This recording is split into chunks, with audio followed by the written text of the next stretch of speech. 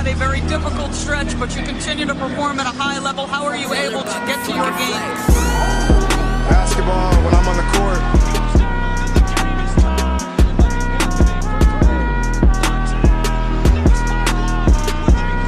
Rebecca, in the future, when you interview me, can you please take off your damn heels? He said, I'll present you, provided you let me wear your heels. We'll save that for later.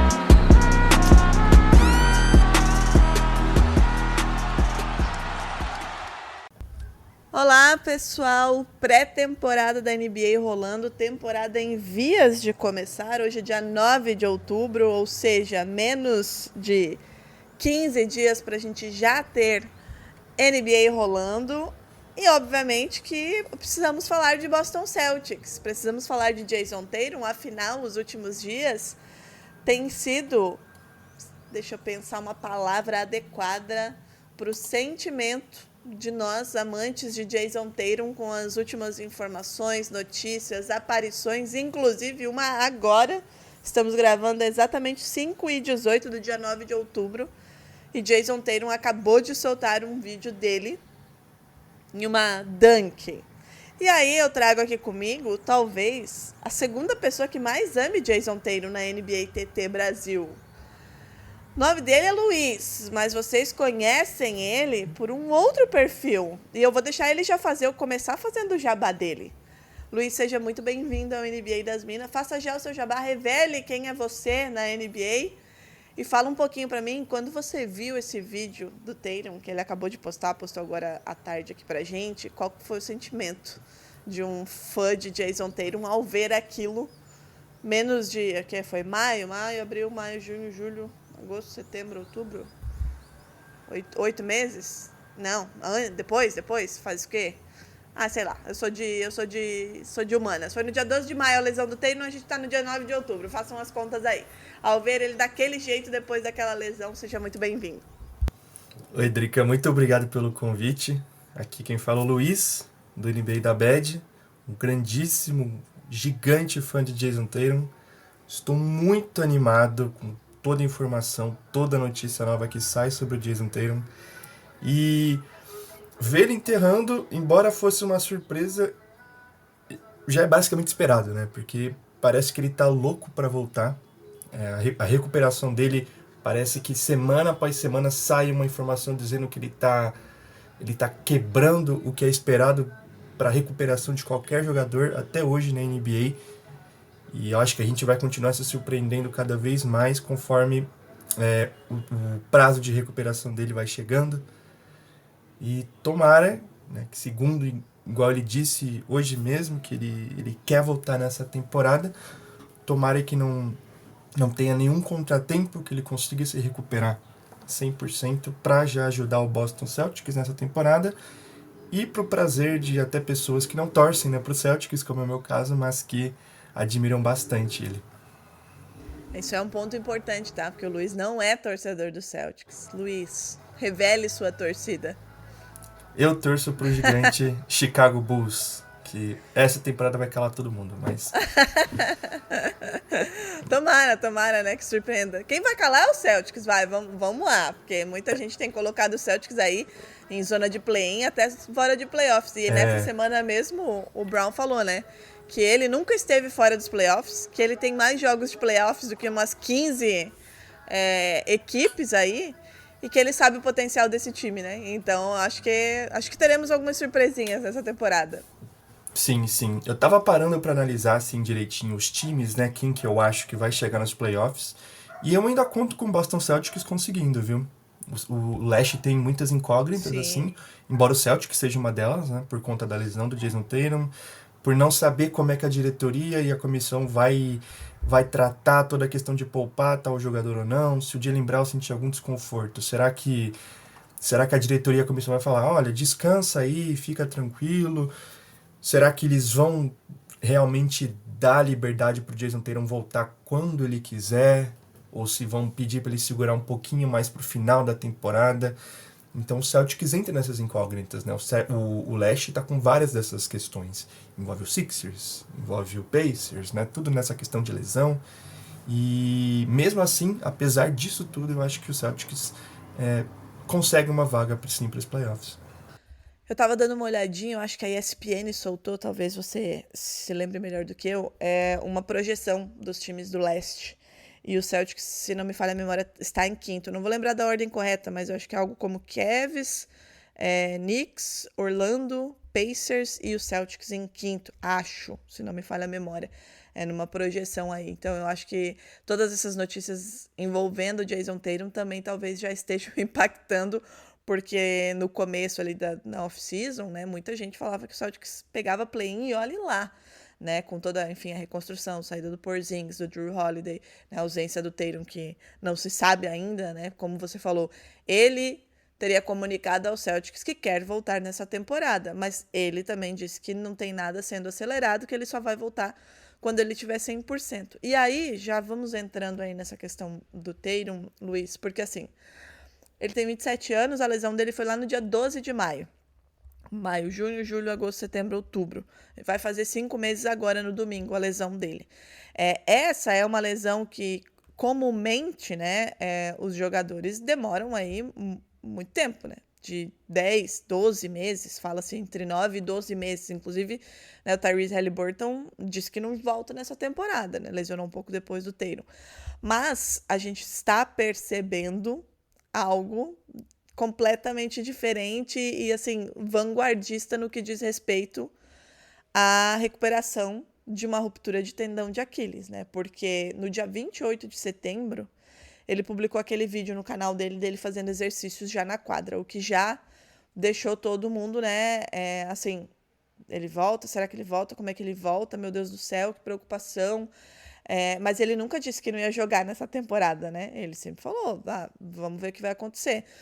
E aí há toda uma discussão com relação a isso, porque o próprio médico, né, o Martin O'Malley, que foi quem operou o Tatum, contribuiu num artigo científico que detalha esse novo ciclo de recuperação de lesões do plural, né, sejam elas de quais níveis forem, no Aquiles.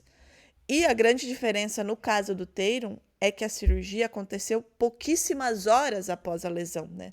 Então, nesse novo protocolo, a tendência era de que, né, se tudo corresse normalmente, ele pudesse treinar já no fim desse mês, de outubro. O que colocou uma grande expectativa para um possível retorno já em dezembro, janeiro, né, para que ele retorne às quadras. E a gente vem percebendo, né, ao longo dessas últimas semanas aí do que ele vem compartilhando, que isso parece estar cada vez mais palpável, né? Enfim, muita coisa está sendo dita, muita coisa está sendo falada em relação à recuperação dele. Claro que ter 27 anos com relação a outros jogadores que tiveram essa lesão, como é o caso do Durant, é um diferencial. A cirurgia ter sido feita em pouquíssimas horas é um diferencial. Esse novo protocolo é um diferencial. Mas, fisicamente, o Jason Tatum é uma máquina, né? O próprio médico dele disse que nunca viu uma panturrilha tão forte como a dele. E aí eu te pergunto, Luiz, muita gente fica nesse grande ponto de interrogação. Ele vai voltar, pode ser um protocolo novíssimo que vai revolucionar a medicina no que diz respeito à lesão de Aquiles, mas a gente sabe que a chance de uma nova lesão depois de uma lesão como essa, ela é muito grande, né? Não necessariamente uma lesão tão grave, mas uma lesão. E aí, como fica o teu sentimento com tudo que tu tem visto, tem ouvido, né? Os podcasts da gringa falando sobre isso, programas da gringa falando sobre isso, o próprio Tatum, enfim, muita coisa. Você fica com a sensação de que, de fato, ele volta entre dezembro e janeiro, e você tem a tendência a sentir que vai ser mais realmente uma coisa revolucionária, que ele vai chocar o mundo, ou pode dar muito ruim? Pode, mas qual que é o sentimento que você tem, já que você consome tanto essa carreira do Tatum e a gente sabe que essa ética de trabalho, o quanto ele é extremamente focado e odeia perder jogos, não ia acelerar nada, né? Mas qual que é o sentimento que você tem? Eu acho que ele tá batendo assim os prazos especificados naquele artigo direitinho, né? Porque se a expectativa é ele começar a treinar, e quando a gente fala começar a treinar, A gente tem que deixar claro, obviamente, que a gente não tá falando dele treinar 5 contra 5 e tal, mas ele começar a fazer aquele trabalho em quadra, começar a correr um pouco, a talvez arremessar com alguém marcando ele de forma bem fraca.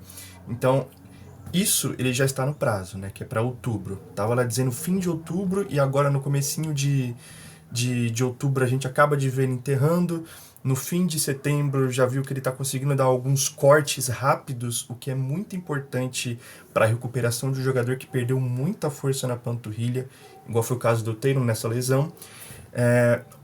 Eu não sei se, assim, é o meu sentimento, né? Eu não sei se ele consegue retornar em janeiro, igual foi o prazo bem otimista, né, daquele estudo que o Martin ele participou. Só que teve algum outro artigo, eu não lembro se foi uma projeção do Celtics, se não me engano foram pessoas de dentro que passaram a informação de que o Tatum ele trabalha com possibilidade de voltar em março, né? Então a gente coloca assim de janeiro a março, talvez ali ele retorne um pouquinho depois, né, sendo otimista, ele retorne um pouquinho depois do All-Star. O que, considerando o histórico dele, né, de ser um jogador de ferro que basicamente não quebrou até essa lesão gravíssima que ele teve em maio, eu acho que é uma projeção boa. Eu não diria que foge muito do que é esperado para o Tatum, porque se o médico diz que a panturrilha dele é algo que ele nunca viu, e se é um médico que já trabalhou com outras lesões graves, né? O mesmo médico que operou o Kevin Durant em junho de 2019. Então, eu não acho que ele está falando só por falar. Eu acho que, de fato, o Jason Tatum, ele pode, sim, trabalhar na vanguarda da medicina esportiva, assim, no sentido de que a cirurgia dele foi feita menos de 24 horas antes da lesão. Nem 24 horas antes, né? Foi basicamente... Ele se machucou à noite e ele fez a cirurgia ali no fim da manhã. Então, basicamente 12 horas. O que é algo que nunca foi feito. Tem o Kevin Durant, por exemplo, que foi o Martin O'Malley que fez a cirurgia dele também. Foi feita 2 dias depois. No caso do Tatum, não são 48 horas, não são 24 horas. A gente está falando de 12 horas. Então é algo que a medicina está tentando com ele e parece que até agora a resposta tem sido excelente, né? Não se completaram ainda nem 5 meses desde a lesão, uma lesão que acabava com a carreira de muita gente no passado. Uma lesão que o Kevin Durant já foi a exceção de voltar em alto nível. E a gente tem agora o Jason Tatum começando a desafiar todos os prazos de retorno que a gente achava que eram possíveis, de um jogador que ainda é muito novo. Então a gente não viu isso, né? A gente não viu o Martin ele trabalhando com um jogador tão novo, com 27 anos, que fez a cirurgia tão cedo assim. A gente não tem um modelo perfeito para a gente comparar ao Tatum. A gente pode no máximo equiparar ao Kevin Durant, que foi um cara que voltou bem, então deixa a gente animado para isso, né? O Kevin Durant não teve queda de desempenho. A gente pode até argumentar que ele até melhorou considerando a idade dele, né? Porque ele tá com 37 anos e continua jogando como se ele tivesse 30, até antes da lesão.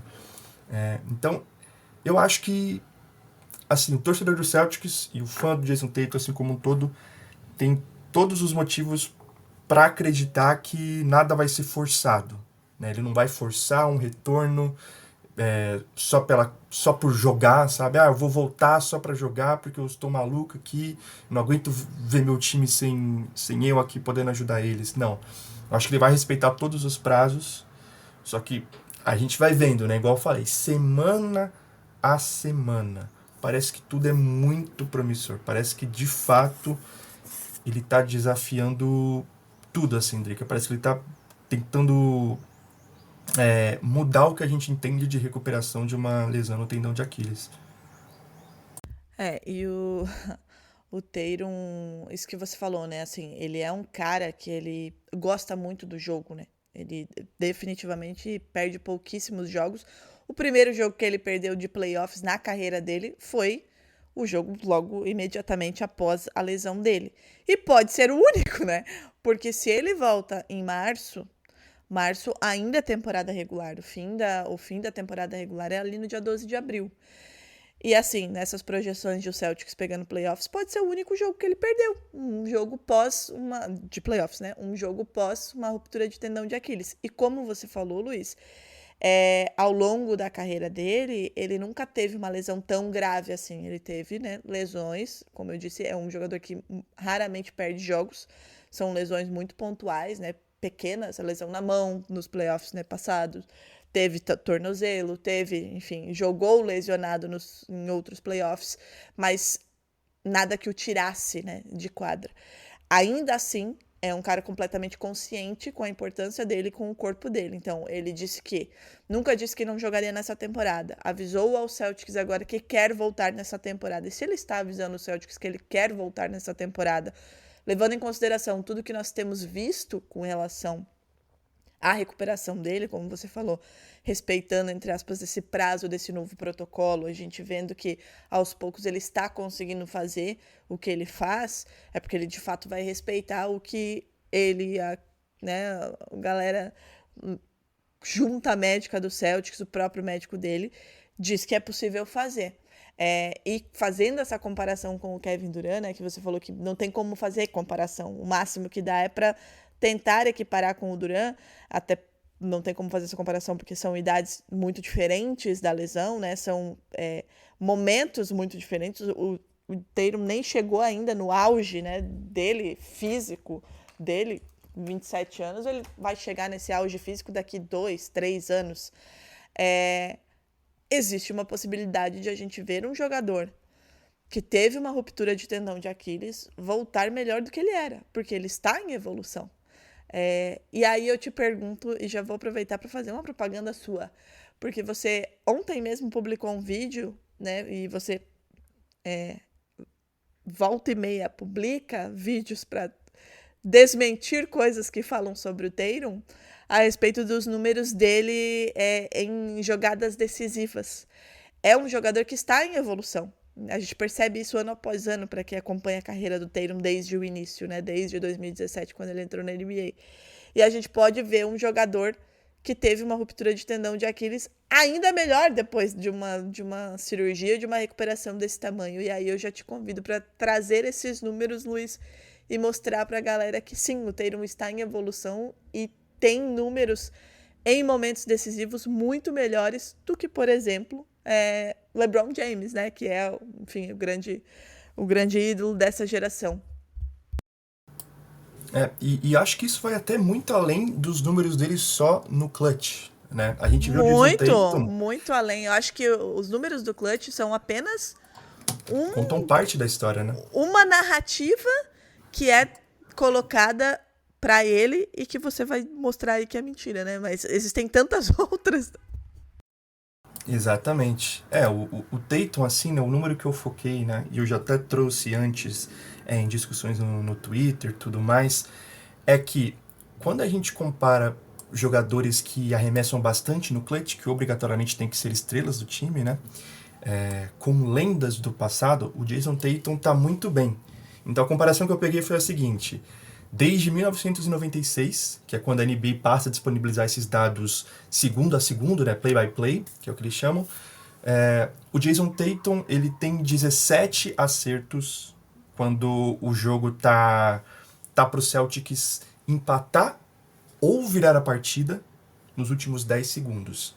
Então é aquele famoso arremesso de que se você errar, já era, né? Porque provavelmente é a última posse do time, então você tem que salvar. Você vai forçar o jogo para prorrogação ou então vai ganhar o jogo pra gente. E ele tem 17 cestas nessas situações e ele acertou 32%. E a gente pensa, olha só, 32% é muito ruim. Só que a gente tem que lembrar todas as variáveis, né? Quando a gente está falando dos últimos segundos, a gente está falando de dupla, tripla marcação, o que já coloca muita pressão no jogador se fosse qualquer situação do jogo, né? Se a gente está falando de um arremesso ali, faltando 6 minutos para acabar o segundo quarto e tem 3 caras em cima de você, obviamente você vai ter um aproveitamento menor, né? E agora a gente junta isso ao fato mental, de que se eu errar isso aqui, acabou pro meu time na partida. Então o Jason Tatum acertou 32% desses arremessos que ele tentou na carreira, isso contando playoffs também, contando temporada regular e playoffs. o cara que tem o melhor aproveitamento na história, né, entre pessoas que acertaram pelo menos 15 desses arremessos, nessas situações que eu apresentei, é o Trae Young. E o Trae Young tem 40%. Então, o cara mais decisivo, né, digamos assim, em aproveitamento, até hoje, é o Trae Young, com 40%. A gente compara com o Stephen Curry.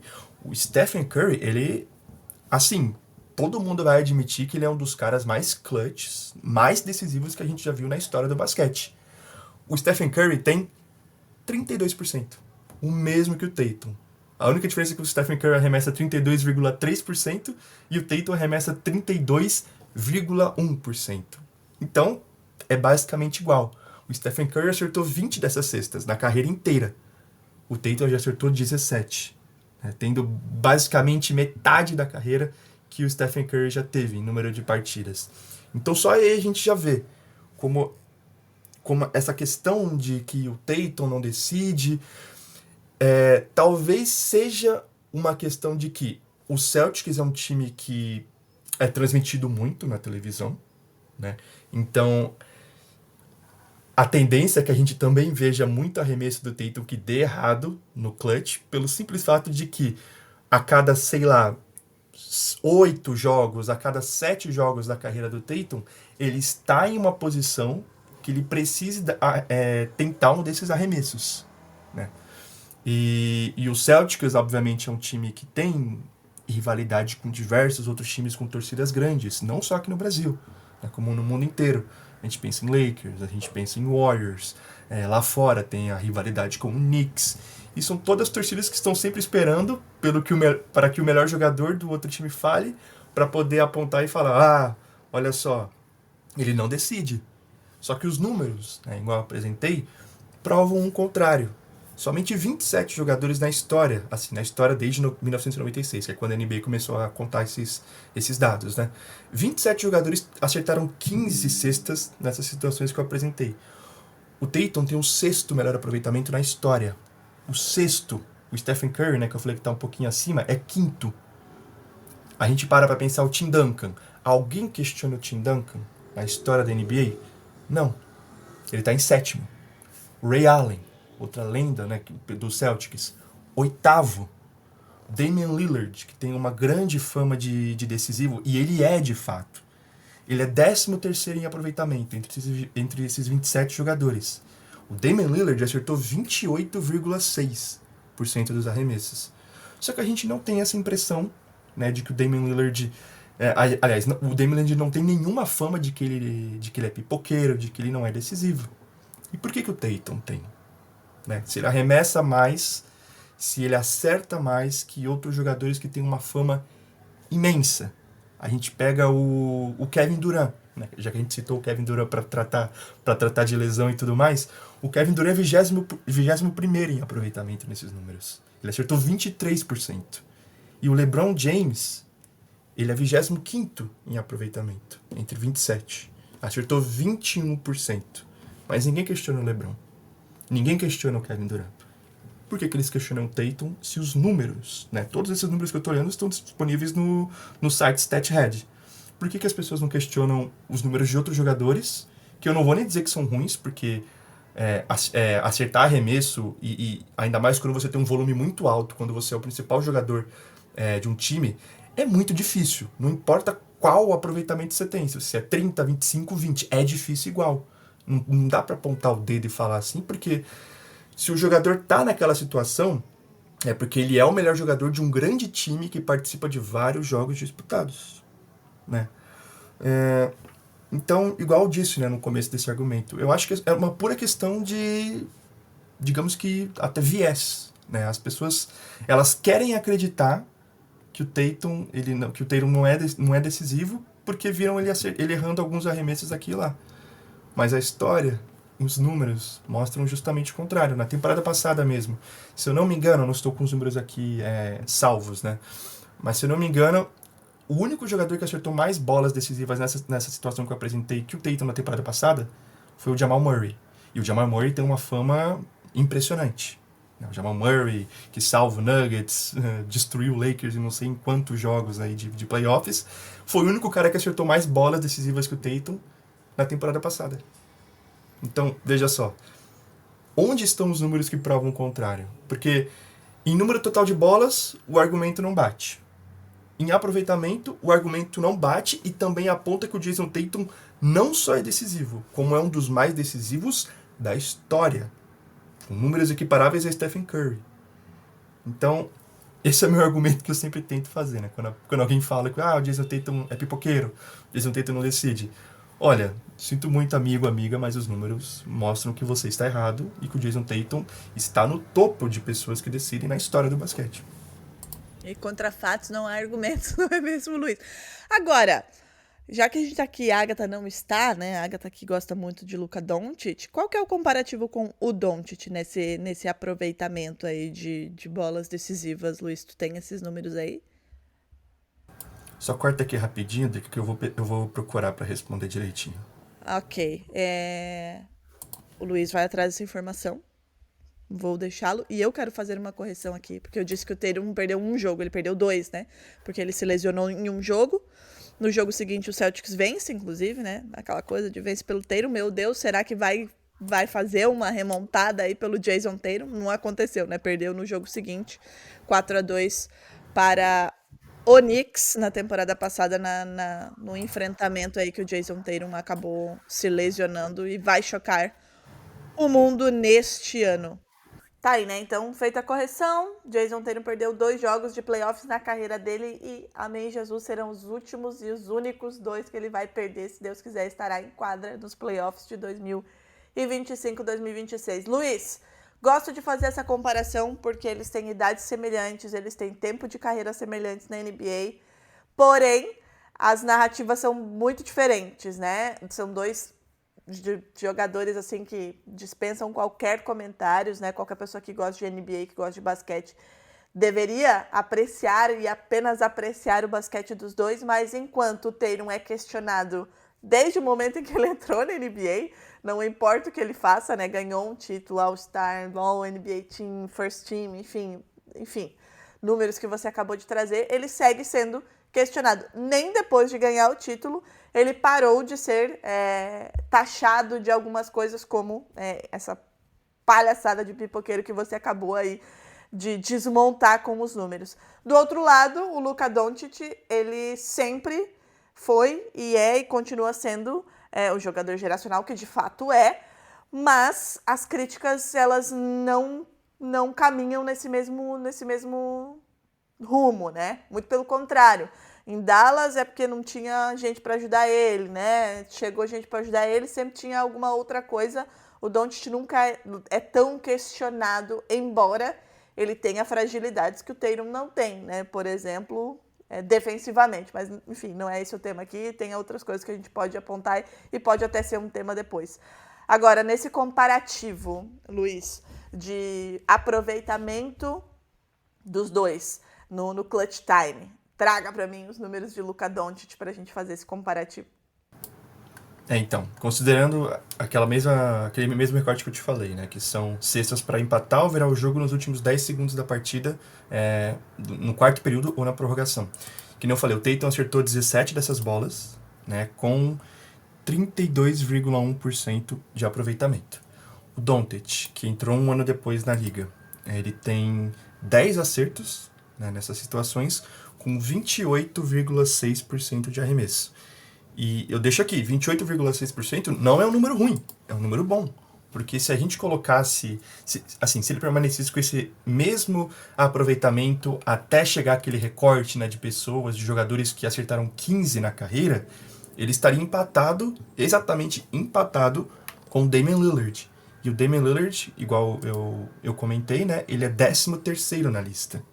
Então, 13º entre 27 quer dizer que ele não é nem excepcional e ele nem está abaixo na lista. Ele está bem ali no meio. E todo mundo sabe, né, até por conta dos jogos que nós assistimos nos playoffs, principalmente naquela run do Mavis em 2024, que o Doncic tem uma fama muito grande de ser um jogador decisivo. E de fato ele é. Porque se ele já acertou 10 bolas dessas na carreira e tá ali basicamente no meio, né, de aproveitamento, quer dizer que ele é um cara que o time confia e que ele responde. Ele está dentro da média do que se espera de uma estrela, né, em situações muito decisivas. Só que a questão é que o Tatum está ainda melhor, né? E o Doncic não é questionado, e eu, de fato, creio que ele não deva ser, né, nessas situações, porque ele entregou bastante.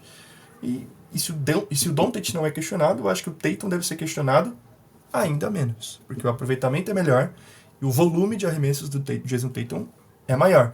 Porque, se você parar para pensar, quanto mais alguém arremessa, a tendência é que, né, ele vai avançando na carreira e o aproveitamento vai caindo. Então, quanto mais você arremessa nessas situações, a tendência é que você menos acerte, né? E o Tatum, ele basicamente está desafiando tudo isso, igual desafia o Stephen Curry, por exemplo, que tem números muito parecidos. O mesmo aproveitamento e o Curry tem 3 bolas a mais, né? Então, novamente, o Doncic tem números muito bons. O Doncic é um dos meus jogadores favoritos. Eu acompanho ele desde a época do Real Madrid, né? Desde antes de ele entrar na NBA. E são números bons.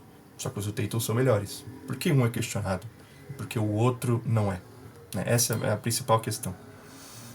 E é uma questão que a gente nunca vai conseguir responder, né, Luiz? Porque foge do que é palpável. Os números estão aí, não teria como questionar. O que ele vem fazendo da NBA está aí, não teria como questionar, né? Prêmios individuais, como eu acabei de falar, o NBA First Team, é campeão da NBA, enfim, não tem como questionar, mas as pessoas continuam questionando. Então é mais uma questão de, olha, não consigo entender. Eu acho que é um cara muito jovem, na franquia mais vitoriosa da NBA, fazendo o que tá fazendo, um baita cara fora de quadra também, né? Um paizão, ai meu Deus, de 2 agora. E, enfim, não sei, acho que isso atrai aí um sentimento de querer que isso aconteça com outros caras que não acontecem, talvez, não sei. Enfim, fato é que a gente pode ter o retorno de Jason Tatum antes do esperado nessa temporada ainda. Ele já disse que quer, já informou o Celtics que quer. O que a gente tem visto é que, de fato, está caminhando para isso. E claro que a gente quer que ele volte bem. Que ele vai voltar quando estiver 100%, a gente tem certeza, porque ele não vai querer voltar antes. E estamos falando de uma franquia que é muito séria. Se fossem alguns outros times por aí, talvez eu falasse que isso iria acontecer antes de estar 100%. No Boston Celtics, eu duvido que isso aconteça. Acho que especialmente em se tratando de Jason Tatum, que é a grande estrela da franquia, né? Então, devemos ter aí o Tatum, resta saber quando. Só para relembrar, né, na última temporada que ele jogou 72 jogos entre temporada regular e playoffs, a média foi de quase 27 pontos, quase 9 rebotes e 6 assistências. Então, é um cara que é extremamente fundamental para o Celtics. E aí, Luiz, só para a gente encerrar falando realmente do Celtics, a gente tem um Boston Celtics completamente modificado nessa temporada, né? Além da ausência do Tatum, que pode não ser mais uma ausência em algum momento dessa temporada, temos a ausência de Drew Holiday e Porzingis, né, que acabaram saindo aí nessa medida do Brad Stevens de ajustar as questões salariais e também visando uma temporada que não vai ser a temporada dos sonhos também do Celtics, né, ainda que o Jaylen Brown, né, possa carregar esse time, ele, o Pritchard, o Derrick White, né, sem o Tatum a gente sabe que não vai ser a mesma coisa. Teve a saída do Horford, que já estreou, inclusive, né, para ferir os nossos corações no Golden State Warriors. A gente viu ontem o primeiro jogo de pré-temporada do Celtics, né? E a gente viu um Celtics entrando em quadra com o Sam Hauser, o Boucher, o Tillman, o Brown e o Derrick White. O Peyton Pritchard não estava à disposição. Muito se especulou nessa pré-temporada aí que o Celtics poderia ter um quinteto inicial com Pritchard, White, Brown, Hauser e o Neemias Queta. Pode ser um possível quinteto titular. Mas, nesse jogo de ontem, você falou de Real Madrid, né, essa coisa toda, a gente tem aí, né, agora um jogador do Real Madrid, que é o Hugo Gonzalez, que ontem, em 18 minutos, pouco mais de 18 minutos, 8 pontos, 3 rebotes, uma assistência para ele, um bloco para ele, 75% de aproveitamento de field goal e uma bola de 3. É um time bem reformulado, obviamente, mas é um time que vai fazer graça, né, Luiz? O próprio Brown disse, né, em uma entrevista que ele não sabe como é não ir aos playoffs. Ele nunca não foi aos playoffs na carreira dele, na NBA. Como eu falei, ele tem mais jogos aí de playoffs do que 15 ou 16 franquias da NBA. E ele sabe o que pode ser feito para que esse time possa surpreender. E ele diz que esse time vai surpreender muita gente. Então, assim, é um time reformulado, mas que tem jogadores que conhecem muito bem o caminho das pedras, né? Apesar de ser jovem ainda, né? O Brown tem 28, sempre esteve lá. O próprio Derrick White tem essa experiência. O Peyton Pritchard também sempre esteve lá, embora tenha uma carreira muito mais curta na NBA. Tem peças interessantes, né? Que chegaram. E eu acho que um fator muito interessante, e é alguém que você fala muito também no Twitter, é Joey Mazzulla, né? Porque, assim, falta alguns parafusos na cabeça dele, falta. Mas é um cara que trabalha demais e que tem uma gestão de pessoas no grupo muito boa. Porque nessas férias, aí, né, nessa off-season, a gente viu muito o Joey Mazzulla interagindo com os jogadores. Esteve a todo momento com o Tatum, em diversas fases aí desse tratamento, com o próprio Brown, né, que passou por uma cirurgia, é bom a gente lembrar, no menisco.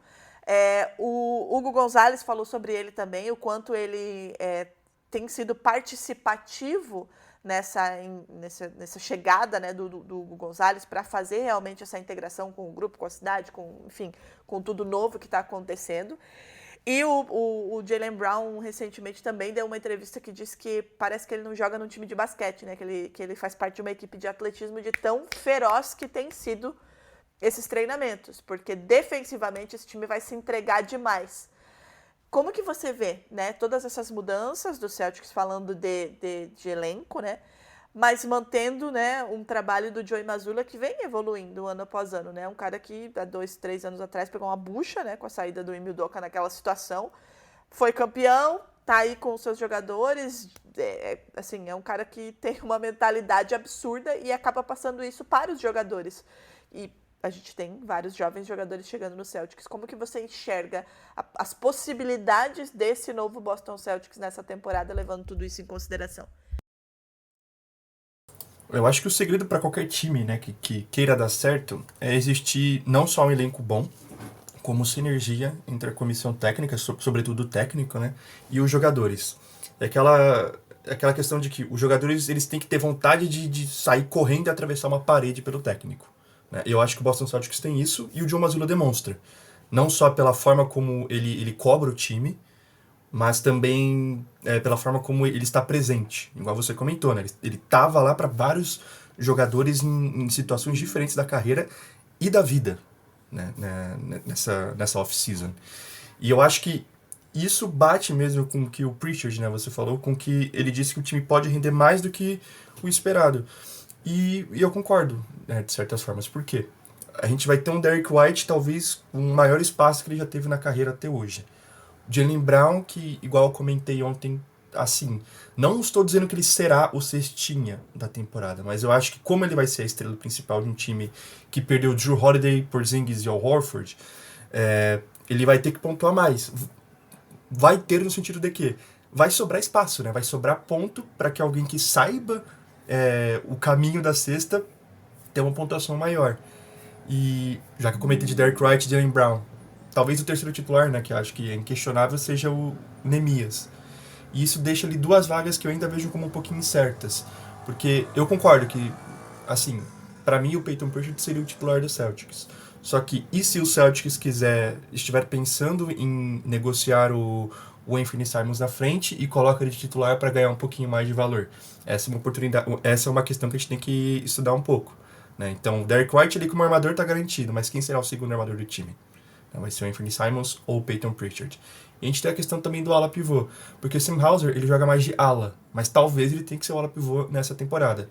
Só que a gente tem a chegada do Chris Boucher, né, que ele não jogou ontem, né, então fica até difícil da gente estudar como é que vai ser, porque na primeira oportunidade o Joe Mazzulla não mostrou muita coisa, né? O Peyton Pritchard não jogou, o Anthony Simons não jogou, o Chris Boucher não jogou. Então fica muita coisa. O Boucher jogou. Jogou? 11 pontinhos. Ah, perfeito. Ele foi reserva ou ele foi titular? Foi titular. Sam Hauser, Chris Boucher, Tillman, Brown e White. Ah, sim, que eu confundi foi com o Nemias. Então, perfeito. O Nemias tá fora. O Nemias, o Pritchard, o Ketá, todos eles, o Anthony Simons, fora. Isso. Então a gente coloca Sam Hauser e Chris Boucher. Isso não vai acontecer no time, né? Porque eu acho que isso colocaria o Nemias no banco e eu não vejo isso acontecendo na temporada, né, pra temporada regular.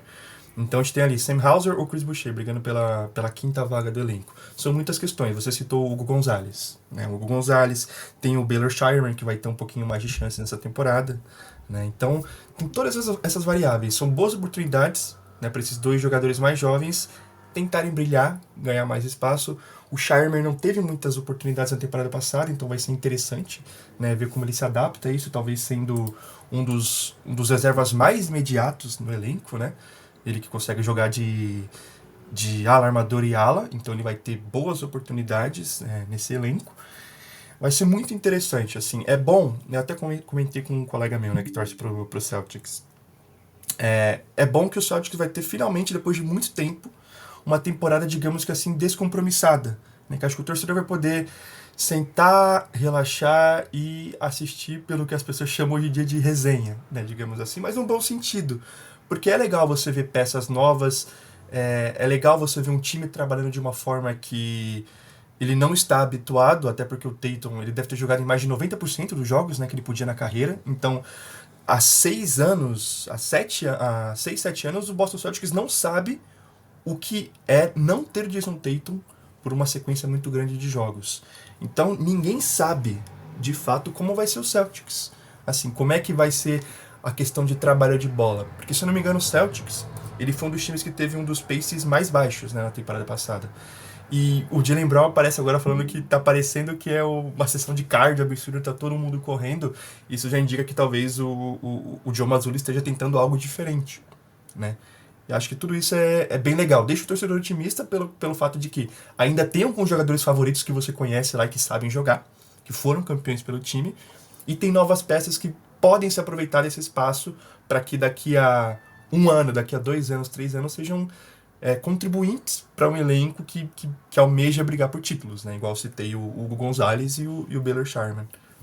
Tem o Jordan Walsh também, que eu acho que a torcida está muito Sim. na expectativa, né? Um jogador que chega com um potencial defensivo muito grande. A gente teve pouco espaço, né, na última temporada. É aquilo, né? Um elenco em que você tinha outras peças mais carimbadas e que, enfim, poderiam entregar mais. Obviamente que esses jogadores mais jovens acabam tendo uma minutagem muito menor. Esse ano já não, né? Já podem ter uma minutagem muito maior.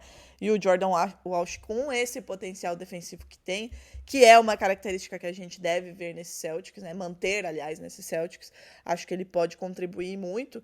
E pelo que foi visto em Summer League, eu não vejo muito Summer League, né? Vejo muito, assim, vejo mais as discussões ao redor do que efetivamente os jogos, porque não gosto muito de ver Summer League, mas as críticas foram boas nesse sentido, né? E aí você chega um Hugo Gonzalez, que no primeiro jogo de pré-temporada já chamou e muito a atenção defensivamente também, né? Dentro do garrafão, fazendo muito bem essa proteção, dominando em diversos momentos do jogo, né? De ontem, essa questão tanto defensiva como ofensiva no garrafão já te brilha os olhos, né? Então eu acho que existem peças aqui que podem surpreender, como o próprio Pritchard e o próprio Brown disse, né?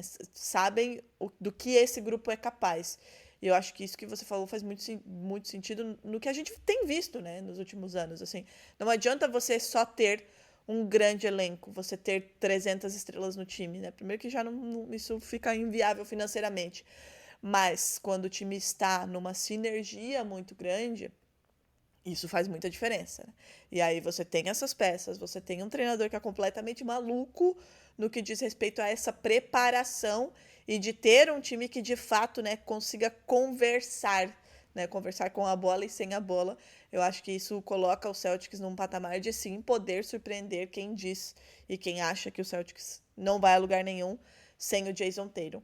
É uma temporada completamente diferente para o Celtics, né? Sem o Jason Tatum, né? Primeira vez sem o seu franchise player. O Jaylen Brown vai ter essa responsabilidade e essa chance de assumir ainda mais esse protagonismo. Claro que ele é o protagonista também ao lado do Tatum, e muita gente também duvida, né, da capacidade dele de carregar esse time. É um jogador muito, muito, muito subestimado, embora tenha 2 MVPs, um de final de leste, um de final de NBA, e um título continua sendo subestimado, né? Continua vendo o nome dele sendo envolvido em trocas a cada off-season. Então ele vai ter essa oportunidade de mostrar isso. É um Celtics, né, reformulado. É um Celtics que depois de 10 temporadas não estará na rodada de Natal. Então, assim, muitas coisas diferentes, mas a possibilidade de um Jason Tatum voltando. E aí, Luiz, já para finalizar, para te liberar também, eu sei que tem mais jogos aí para você assistir hoje, queria que você, como torcedor do lado leste, fizesse aí a sua lista. Quem você acha que... Como você acha que vai terminar essa temporada regular no lado leste? Quem é que fica lá na ponta? Em que patamar que o Celtics vai ficar? Quem pode pegar play-in pelo que a gente tem visto de movimentação? Claro que, né? A gente sempre fala que eu e a Agatha que temos alguns pontos-chave na temporada, né? Que é ali a virada do ano, depois All-Star e depois a trade deadline. Acho que esses três marcos mudam muito o rumo aí dos times. Mas pelo que a gente tem visto até agora, como é que você projeta? Então, eu até fiz uma lista dessas no fim de semana, ainda tô ajustando um pouquinho, mas é o que eu te falei no começo. O leste ainda tem algumas incógnitas. Então, principalmente a parte de play-in, ali talvez a quinta da sexta vaga direta, é muito difícil. Só que o que eu preparei, assim, né, o que eu estou pensando. Embora seja um pouco intercambiável, ali no top 2 eu coloco Cavs e Knicks. Eu coloco o Cavs no topo, assim, primeiro porque eu acho que eles ganharam muitas partidas na temporada passada, né? E é um time que vai ganhar um pouco mais de experiência e entrosamento. Então eu colocaria Cavs, Knicks, depois eu coloco o Magic. Em quarto, eu coloco o Hawks, que foi, na minha opinião, o time que mais melhorou, assim, de plantel, né? Obviamente, já... Assim, tem o Rockets, mas eu acho que o Hawks melhorou bastante, né, de compor o elenco. Em quinto, eu coloco o Pistons. Em sexto, eu seria clubista, eu colocaria o Chicago Bulls. Em sétimo, eu colocaria o Bucks. E em oitavo, eu colocaria o Celtics. Só que tem muitas variáveis, né? Os Sixers, por exemplo, a gente não sabe quando é que o Embiid e o Paul George vão voltar. A questão do Celtics, que eu comentei, como é que a diretoria e a comissão vão tratar a questão de poupar jogador, quando é que o Jason Tatum vai voltar. O Pacers, embora seja um time muito bom com vários coadjuvantes, eu acho que é um time muito dependente do Haliburton. Talvez, assim, eu calhe a boca nessa temporada, né? Mas eu acho que o Pacers vai ter um pouquinho mais de dificuldade do que o Celtics, embora seja um elenco um pouquinho mais recheado. Só que eu acho que a conexão ali que a gente já tem entre Derrick White e Jaylen Brown e o possível retorno do Jason Tatum contribuiu para um caso parecido com o Sixers, se eu não me engano, em 2024. Eu acho que foi 2024. Se não foi 24, foi 23. Que o Embiid se machucou feio, ele voltou nos últimos jogos e o Sixers ganhou 7 ou 8 partidas. Né, e conseguiu uma vaga boa, acho que no play-in se classificou em sétimo ou oitavo e pegou o Knicks, se eu não estou enganado, na primeira rodada. Então eu acho que o Celtics pode trabalhar com um cenário parecido, porque o leste eu vejo ele um pouquinho mais forte. Não que o topo esteja, assim, completamente imbatível, mas eu acho que tem muitos times ali de meio de tabela que vão terminar mais próximos do que a gente espera. Quando a gente fala em times próximos, a gente imagina o Oeste, mas eu acho que o Leste vai ter muito disso. Eu não vejo muita diferença, assim, digamos, entre o quinto e o 10º colocado. Talvez o Celtics brilhe muito e, de fato, bata ali com a previsão da ESPN e termine em quinto. Porque a gente nunca sabe o que vai acontecer com lesões, né, de outros times. E eu vejo um Leste reforçado, assim, na parte do meio. Lá em cima nem tanto, né? Porque na teoria a gente perdeu dois dos times que a gente contaria para estar lá no topo se Jason Tatum e Haliburton não tivessem se machucado. Mas a minha projeção, assim, é o Celtics brigando por uma vaga de play-in, só que na parte de cima, né? Não naquele 11º lugar. Muito bem. Vou voltar aqui quando o Celtics pegar ali um quarto, terceiro lugar para brigar contigo, tá? E tomara que o Bulls esteja em quinto, então. Luiz, eu acho que era isso. Falamos bastante aqui sobre o Tatum, sobre o que esperar desses Celtics. Te agradecer por vir aqui defender o nosso Jason Tatum. Sei o quanto você é fã dele também e o quanto você trabalha incansavelmente em trazer números, né? Trazer, de fato, fatos para desmontar essas narrativas que são feitas apenas, né, no achismo e de pessoas que às vezes assistem um jogo ou assistem muito pouco, um recorte muito pequeno, né, e caem nessa discursinho, especialmente, né, de parte da mídia norte-americana e de Twitter, de que ele é isso ou que ele é aquilo. Então, primeiro, parabéns pelo trabalho, não só com relação ao Tatum, mas, enfim, com o trabalho como um todo. Né? É uma das melhores páginas da NBA TT, para quem não segue, por gentileza, né? Faça esse favor a si mesmo. Então, parabéns pelo trabalho, obrigado por aceitar o nosso convite. Inclusive, o Luiz estará no nosso famoso episódio de palpites que sairá em breve. Vamos ver se ele vai acertar os palpites dele. Em geral, as pessoas erram os palpites nesse episódio, né? E a gente cobra depois, mas vamos ver como será o do Luiz. Então, muito obrigada, Luiz. E que seja uma excelente temporada para o Chicago Bulls, para o Celtics, vendo o Jason Tatum voltar, e para o NBA da BED. Muito obrigada. Muito obrigado, viu, Drica, pelo convite. Sempre que vocês quiserem assim me chamar, é sempre um prazer conversar com vocês na NBA das Minas, que são uma das minhas referências, né, uma das primeiras páginas que eu comecei a seguir até antes de eu entrar para a famosa NBA TT, assim, né? E é sempre muito legal, acompanho muito o trampo de vocês. E é isso aí, né? Vamos que vamos torcer para essa união de Chicago Bulls e Boston Celtics dar certo. E quem sabe, lá em abril, a gente tá disputando uma vaga nas semifinais de conferência. Quem sabe a gente não se encontra nas finais de conferência? A gente nunca sabe o dia de amanhã, né? Vai que, né? Vai que Bulls e Celtics choquem o mundo nessa temporada, não é mesmo? Amém, amém, que assim seja. Luiz, muito obrigada. E para quem nos ouviu, obrigada. Sigam o NBA da BED, sigam lá o trabalho do Luiz, que é fantástico. E a gente volta em breve com o nosso episódio, o famoso episódio de palpites, pra gente ver como é que o pessoal tá enxergando aí essa temporada aí. Estamos aquecendo os motores porque a temporada está começando e aí tudo volta ao normal. Episódios semanais até os playoffs, depois episódios diários e vamos que a temporada promete e muito. Então sigam o NBA da BED e a gente volta em breve com o nosso episódio de palpites. Um beijo.